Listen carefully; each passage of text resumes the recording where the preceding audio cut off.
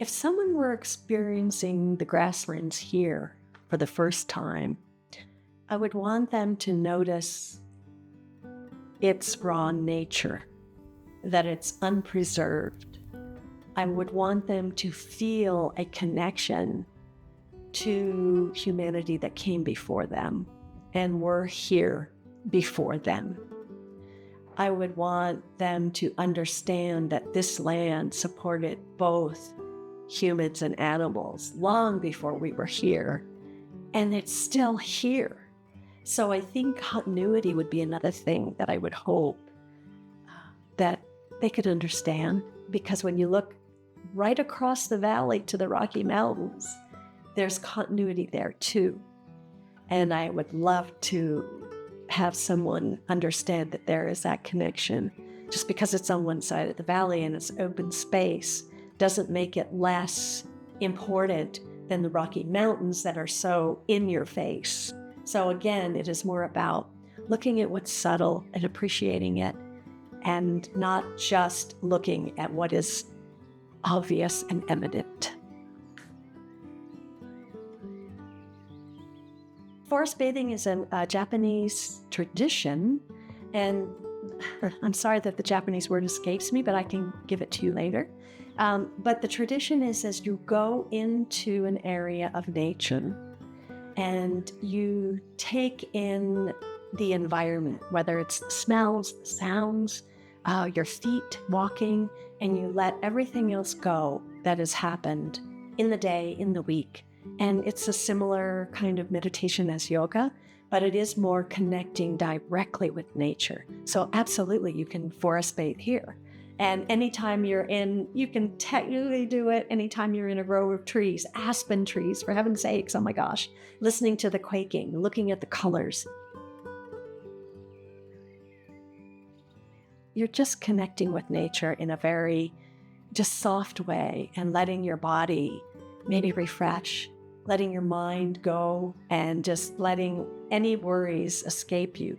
And I think the big thing is without any type of technical intervention. You're not listening to music. You're not keeping track of your phone. You are actually re-engaging yourself and the most, I guess, basic form of nature, your human body, reconnecting it to the most basic human aspect and nature aspect of geography.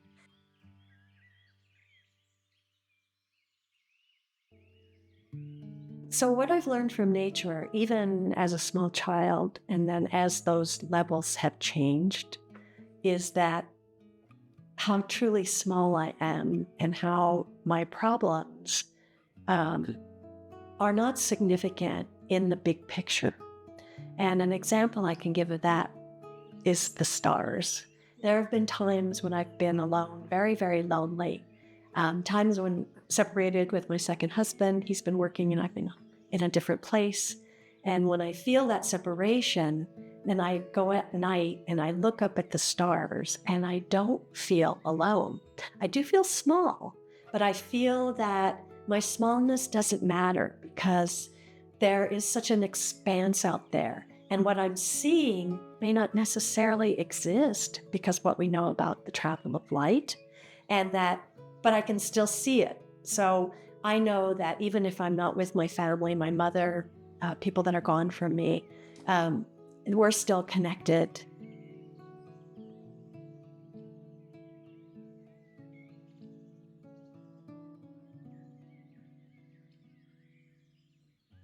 The other thing I've learned from nature is respect. Respect for the power, respect for the change, respect that we can, have 365 different days of the same sunrise and it never looks the same. And the moonrise, we know what the cycles are, but it looks different every time, the seasons. So it brings me back to kind of a reinforcement that there are cycles. And we have to acknowledge temporarily what's happening, but we don't have to attach to it so much because we know change is coming. And for me, change has always been really good. And I would say, knowing a little bit more about my life story, that may seem ironic, but knowing that change comes and that ultimately it's for the better, I just believe that that's because nature has taught me that. There's a cycle that happens. There's a purpose to it. I don't understand it. I don't even try, but I love to connect to the fact that something is happening, and to me, it looks like organized chaos, and I love that. So I don't get so impatient with myself when I feel that about myself. I'm just this little whirlwind of organized chaos, but it's okay, in the scheme of things. So my thoughts about change in nature and the cycles relate a lot to color, and I'm very visual. Some of my favorite sunrises and sunsets, especially sunsets, occur when the brilliance is gone because it's so flashy and it's so in your face beautiful. But when the brilliance is gone and the sun is setting, and the mountains in particular, I have a different take on the water, but the mountains in particular take on this blue, gray, silver hue, and it's a silhouette. So you get the impression of the power of the mountain without the detail, and the sky is sort of lit behind. And so the transition of really bright color and softness is what I love.